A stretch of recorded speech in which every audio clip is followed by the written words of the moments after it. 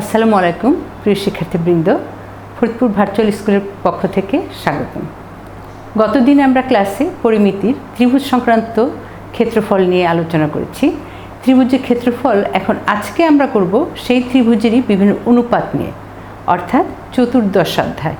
যদিও আমরা এর আগে চতুর্দশ অধ্যায়ের 14.3 অনুশীলনী করেছি প্রতিসমতা নিয়ে, যেহেতু প্রতিসমতা চতুর্দশ অধ্যায়ের 14.1 এবং 14.2 সাথে কোনো সংশ্লিষ্টতা নেই, সেই কারণেই আমরা ওটা আগে করে ফেলেছি, তাতে কোনো সমস্যা নেই। আজ আমরা চতুর্দশ অধ্যায়ে জানব জ্যামিতিক অনুপাতগুলি। হ্যাঁ, আচ্ছা, তাহলে একটু দেখি, চলো কি দেখা যায়। এখানে আমরা এবি একটা রেখা দেখতে পাচ্ছি, যে এই রেখাটা এবি। এবির সমান্তরাল আর একটা রেখা নিচ্ছি সিডি। হ্যাঁ, সিডি রেখার উপর আমি দুটো নির্দিষ্ট বিন্দু নিচ্ছি, পি এবং কিউ। পি এবং কিউকে যদি আমি কোনো ত্রিভুজের ভূমি ধরি আর এই সমান্তরাল রেখা যুগলের মধ্যে কতগুলি যদি ত্রিভুজ আঁকি, তাহলে সেই ত্রিভুজগুলির ক্ষেত্রফল কীরকম হবে আমরা একটু দেখব। এখানে একটা দেখছি ত্রিভুজ আর পি কিউ, তাই না? পি কিউটা হচ্ছে ভূমি আর হচ্ছে শীর্ষবিন্দু।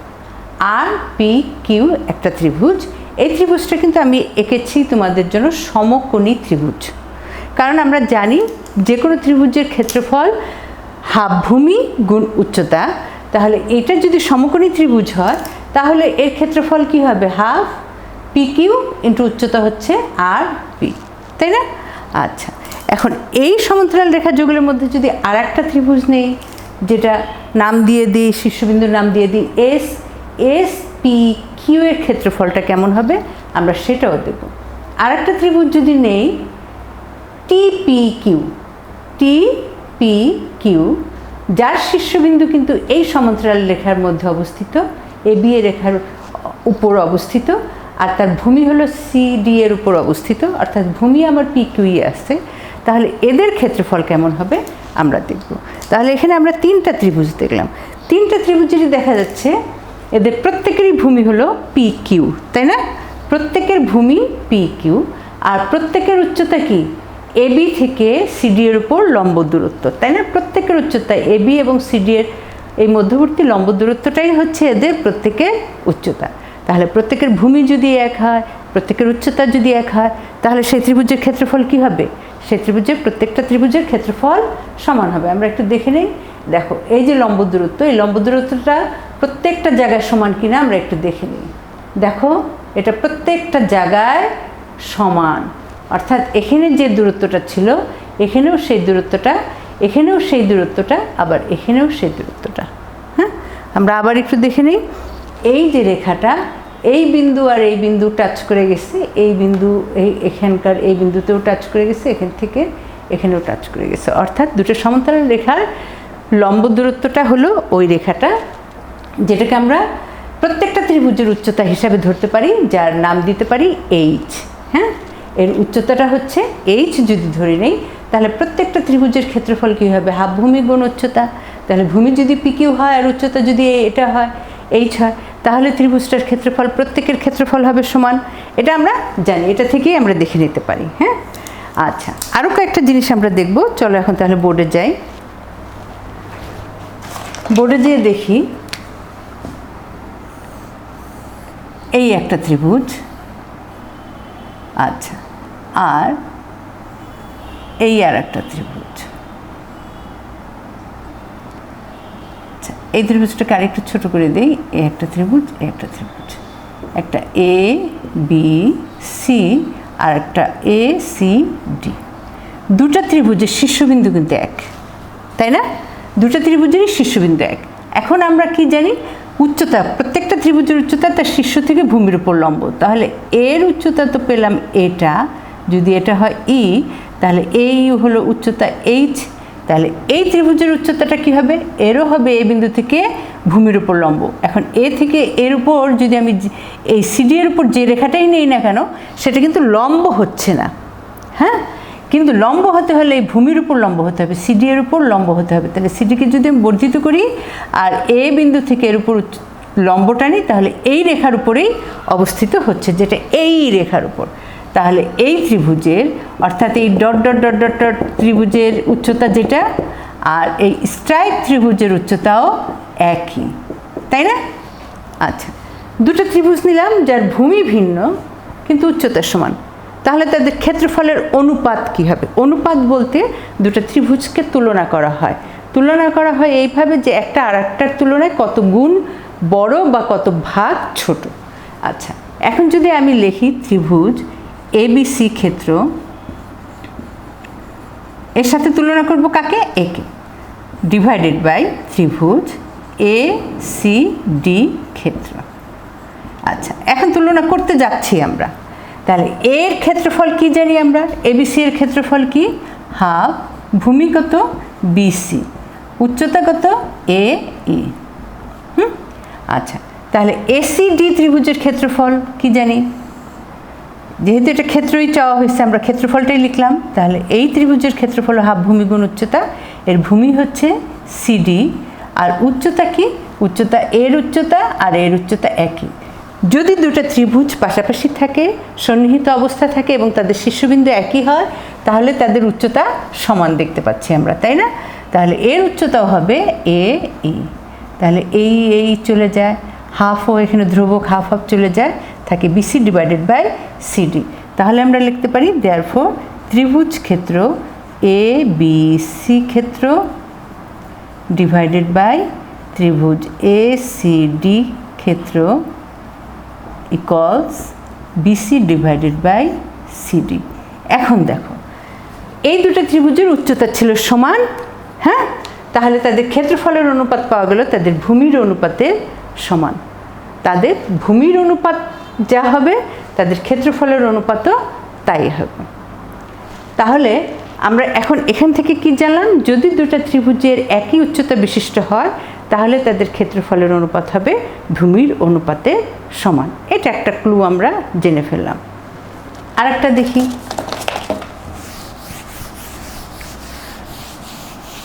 এখন আমরা ভূমি একই নেব, একই ভূমির উপর দণ্ডায়মান নেব দুটো ত্রিভুজ যার উচ্চতা ভিন্ন ভিন্ন, একটা এ বি সি, আর একটা নিলাম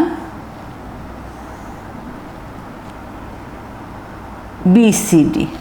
হ্যাঁ, আচ্ছা, এখন যদি আমি এর সমান্তরাল করে এই বিন্দু দিয়ে সমান্তরাল রেখাটা নিই তাহলে এটা যাবে এই দিক দিয়ে, আর এই বিন্দু দিয়ে যদি এটা নিই তাহলে এটা যাবে এই দিক দিয়ে। একটা ডি বিন্দু দিয়ে আমি সমান্তরাল রেখা আঁকলাম, একটা এই বিন্দু দিয়ে আঁকলাম। তাহলে দেখো, এটা থেকে এইটার লম্ব দূরত্ব যেটা আর এটা থেকে এটার লম্ব দূরত্ব কি এক? না, এটা যদি আমার H1 হয় তাহলে এটা H2 ধরো, বা এটা H1 ধরলে এটাও H2, দুটো ভিন্ন মাপের উচ্চতা পেলাম। তাহলে এই যে দুটো ভিন্ন মাপের উচ্চতা পেলাম এই দুটো ত্রিভুজের, কিন্তু ভূমি কিন্তু সমান।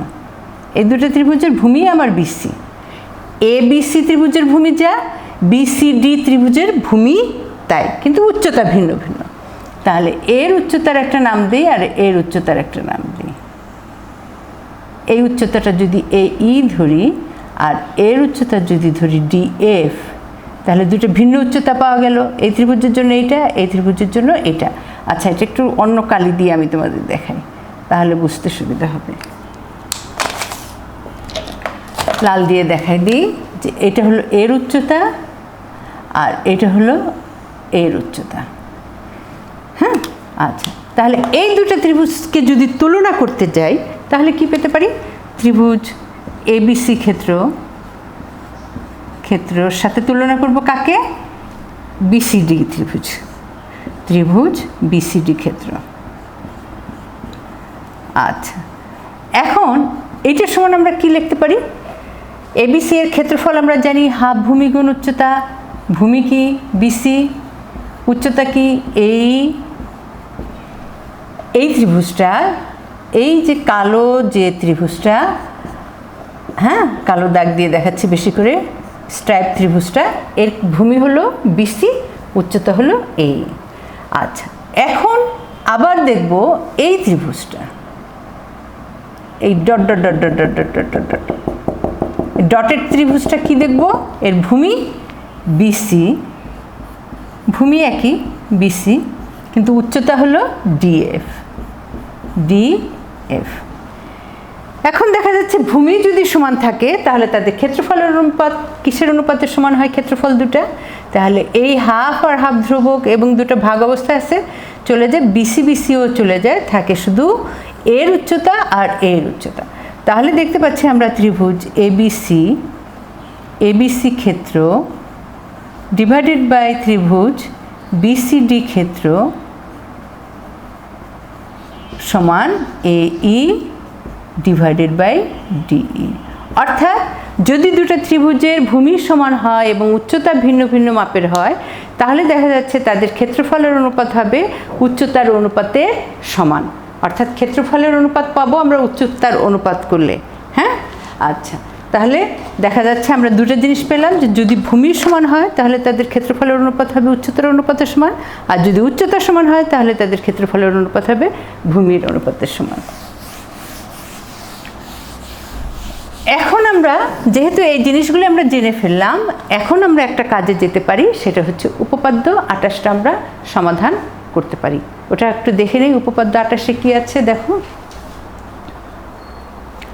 উপপাদ্য 28-এ তোমাদের এই 14 অধ্যায় 14-1 আগে উপপাদ্য 28, যেটা ত্রিভুজের যে কোনো বাহুর সমান্তরাল সরলরেখা, যে কোনো ত্রিভুজের যে কোনো বাহুর সমান্তরাল সরলরেখা ওই ত্রিভুজের অপর দুই বাহুকে বা এদের বর্ধিতাংশ দ্বয়কে সমান অনুপাতে বিভক্ত করে আমরা দেখব। হ্যাঁ, আচ্ছা, এই কথার সাথে মিল রেখে আমরা একটা ছবি আঁকি, দেখি। একটা ত্রিভুজের নামটা দিয়ে দিই ABC।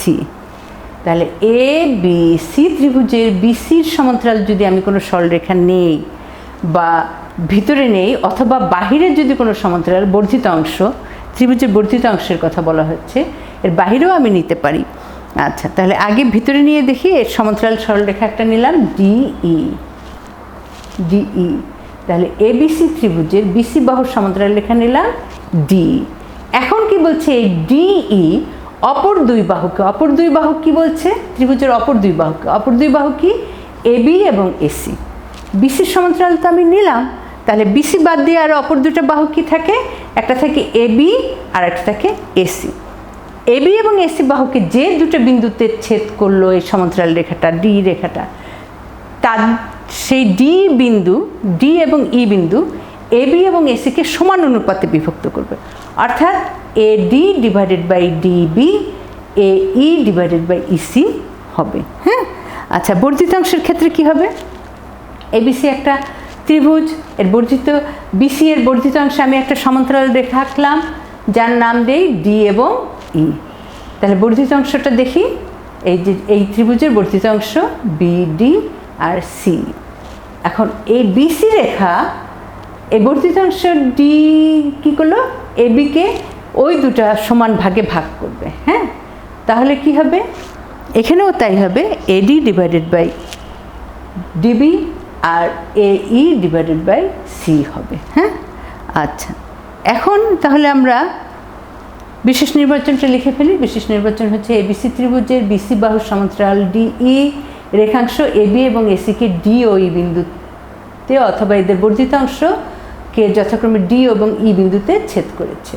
প্রমাণ করতে হবে যে AD divided by DB equals AE divided by EC।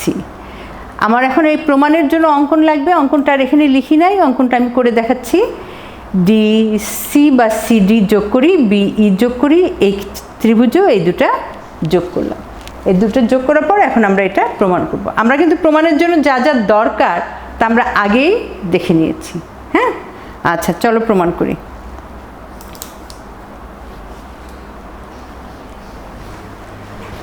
আচ্ছা, এটা থাক, চিত্রটা থাক, আমরা এখানেও চিত্র আঁকি, একটা চিত্র আঁকি এখানে আপাতত।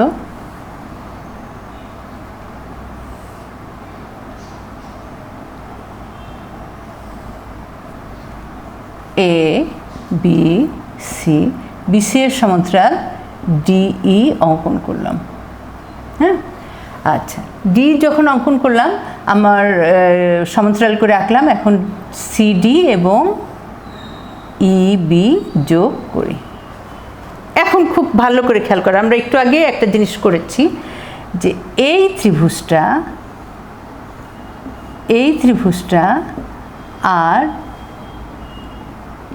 এই গোল দাগ দিয়ে দিচ্ছি এই ত্রিভুজটা। দুটো ত্রিভুজ দেখো এখানে, একটা ADE আর একটা হচ্ছে BDE, একটা ADE আর একটা BDE। আচ্ছা, ত্রিভুজ ADE ও ত্রিভুজ BDE। আচ্ছা, প্রমাণ বেশি উপরে লিখে ফেলছি। এই দুটো ত্রিভুজে আমরা কি পাই? দুটো ত্রিভুজের ক্ষেত্রফল আমরা বের করতে পারবো। শীর্ষবিন্দু দুটারই শীর্ষবিন্দু E। হ্যাঁ, দুটারই শীর্ষবিন্দু যদি E হয় তাহলে এদের কি হবে? উচ্চতা সমান। এই দুটো ত্রিভুজেরই একই শীর্ষবিন্দু হলে উচ্চতা সমান। আর যদি উচ্চতা সমান হয় তাহলে তাদের ক্ষেত্রফলের অনুপাত কি হবে? ভূমির অনুপাতের সমান, যেটা আমরা একটু আগে করেছি। তাহলে আমরা লিখতে পারি ত্রিভুজ ক্ষেত্র ADE ক্ষেত্র ডিভাইডেড বাই ত্রিভুজ ক্ষেত্র BDE সমান AD ডিভাইডেড বাই এর ভূমি AD যদি ধরি তাহলে শীর্ষ এটা, এর ভূমি BD যদি ধরি শীর্ষ এটা। একই শীর্ষবিন্দুতে হলে এখান থেকে এর যেটা উচ্চতা হবে এরও এই ত্রিভুজের উচ্চতাটাও তাই হবে। তাহলে ওই জন্য উচ্চতা যেহেতু সমান, উচ্চতা চলে গেলে থাকে শুধু ভূমি, তাহলে এখানে থাকবে BD। তাহলে আমরা জানি একই উচ্চতা বিশিষ্ট ত্রিভুজের ক্ষেত্রফলের অনুপাত হবে ভূমির অনুপাতের সমান। আচ্ছা, এটা একটু এই পাশে লিখে দিই, এদিকে জায়গা নেই। একই উচ্চতা বিশিষ্ট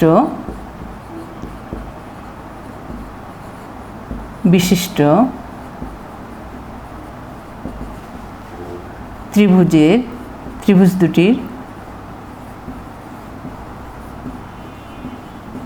দুটির ক্ষেত্রফলের অনুপাত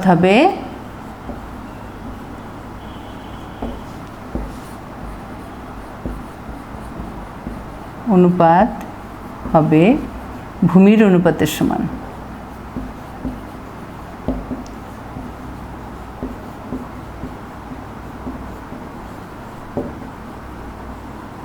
হ্যাঁ, আচ্ছা, এখন এই কারণে আমরা এটা পেলাম। আবার দেখো এই ত্রিভুজ, আর এখন যদি আমি এই ত্রিভুজ নেই, এই ত্রিভুজটা নেই, তাহলে কি লিখতে পারি? তাহলে লিখতে পারি আবার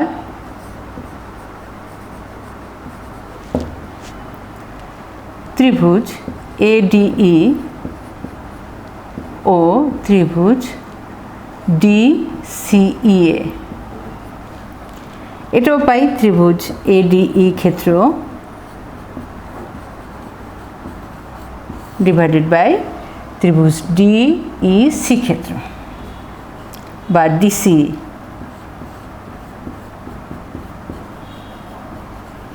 এখানেও কি, এটা হলো এখন শীর্ষ, এটা হলো ভূমি। এই ত্রিভুজের এটা ভূমি, তাহলে শীর্ষ যদি একই হয় তাহলে তাদের উচ্চতাও সমান। তাহলে উচ্চতা সমান হলে তাদের ভূমির অনুপাত সমান। তাহলে লিখতে পারি AE ডিভাইডেড বাই EC। হ্যাঁ, AD ডিভাইডেড বাই DBও লিখতে পারি এখানে। আচ্ছা, ওই একই, খালি জাস্ট ঘুরাই দিলাম। আর এখানে AE ডিভাইডেড বাই EC। আচ্ছা, এখন দেখো এই যে দুইটা ত্রিভুজ ক্ষেত্র আমি নিলাম, এখানে BDE ছিল হলো এইটা। হ্যাঁ, আর DEC কোনটা? এই গোলটা। এই দুটো ত্রিভুজ আবার এই দুই সমান্তরাল রেখার মধ্যে অবস্থিত। এ একটা ত্রিভুজ আর এ একটা ত্রিভুজ, এই দুই সমান্তরাল রেখা যুগলের মধ্যে অবস্থিত। আমরা প্রথমে যে চিত্রে দেখেছি যে যদি ভূমি এক হয় এবং সমান্তরাল রেখা যুগলের মধ্যে অবস্থিত হয় তাহলে তাদের ক্ষেত্রফল কি হয়? ভূমিও এক এবং একই সমান্তরাল রেখা যুগলের মধ্যে যদি অবস্থিত হয় তাহলে তাদের ক্ষেত্রফল হবে সমান। তাহলে এই ত্রিভুজের ক্ষেত্রফল, এই যে নিচের ত্রিভুজের ক্ষেত্রফল আর এই ত্রিভুজের ক্ষেত্রফল সমান। তাহলে আমরা লিখতে পারি এটা সমান এটা। তাহলে লিখতে পারি ত্রিভুজ ADE ক্ষেত্র ডিভাইডেড বাই ত্রিভুজ ক্ষেত্র BDE সমান লিখতে পারি ত্রিভুজ ADE ক্ষেত্র ডিভাইডেড বাই ত্রিভুজ ক্ষেত্র DCE। হ্যাঁ, আচ্ছা, কেন এই দুটো হলো? কারণ এই ত্রিভুজ আর এই ত্রিভুজ সমান, অর্থাৎ এই ত্রিভুজ আর এই ত্রিভুজের একই ভূমি, উচ্চতা এক, তাহলে তাদের ক্ষেত্রফলও সমান। তাহলে যদি উচ্চতা এবং ভূমি সমান হয়, কারণ আমাদের ত্রিভুজের ক্ষেত্রফলই হলো ভূমি গুণ উচ্চতা, তাহলে দুটো ত্রিভুজেরও তাই হয়ে গেল। এই কারণে এটা সমান এটা আমরা লিখতে পারি। তাহলে এইটার সমান যদি এটা লিখি, তাহলে এটার সমান এটা অবশ্যই আমরা লিখতে পারবো না? এটার সমান এটা, যেহেতু এইটার সমান এটা, তাহলে এটার পরিবর্তে লিখে দেবো এইটা, আর এটার পরিবর্তে লিখে দেবো এটা। Therefore AD divided by DB equal to AE divided by EC। অর্থাৎ এটাকে যদি ইস্টু দিয়ে বুঝাই, অনুপাত চিহ্ন দিয়ে, is to DB equals AE is to EC, প্রমাণিত।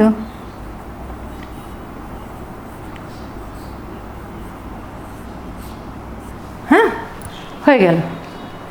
এই তো খুবই সহজ। দেখো, তোমাকে মাথায় রাখতে হবে যে ত্রিভুজের কোন কোন জিনিসগুলি আমার কি অবস্থায় আছে, ভূমি সমান না উচ্চতা সমান না দুটোই সমান, দেখে নিয়ে তোমাকে খালি এগোতে হবে, আর কিছুই না। তাহলে তোমাকে প্রথম জানতে হবে যে আমার যদি একই সমান্তরাল রেখাযুগলের মধ্যে একই ভূমি বিশিষ্ট সকল ত্রিভুজের ক্ষেত্রফল সমান, সেই ত্রিভুজটা যেরকমই হোক, যদি ভূমি এবং উচ্চতা সমান হয় তাহলে তার ক্ষেত্রফল সমান। আর ক্ষেত্রফল সমান মানেই দুটো ত্রিভুজের পরিমাপের সমান, ক্ষেত্রের দিক থেকে সমান। তাই বলে কিন্তু আমরা সর্বসম বলতে পারবো না, সর্বসম জিনিসটা আলাদা, সেটা আর একদিন ক্লাসে দেখাবো। আজকে এই পর্যন্তই থাক। আর এই ঈদের আগে বোধহয় আর কোনো ক্লাস নাই, এবং ঈদের পরেও আমি কয়েকদিন একটু কাজে ব্যস্ত থাকবো বিধায় আমি ক্লাস একটু পরে নেব। তোমাদের বলে রাখি, তোমাদের যদি যে কোনো সমস্যা হয় তোমরা ইনবক্সে জানিয়ে দিবে, আর চর্চা করবে, বেশি বেশি চর্চা করবে। হ্যাঁ, বেশি বেশি চর্চা করবে। ভালো থাকো। ঈদ মোবারক, অগ্রিম ঈদ মোবারক দিয়ে শেষ করছি। আল্লাহ হাফেজ।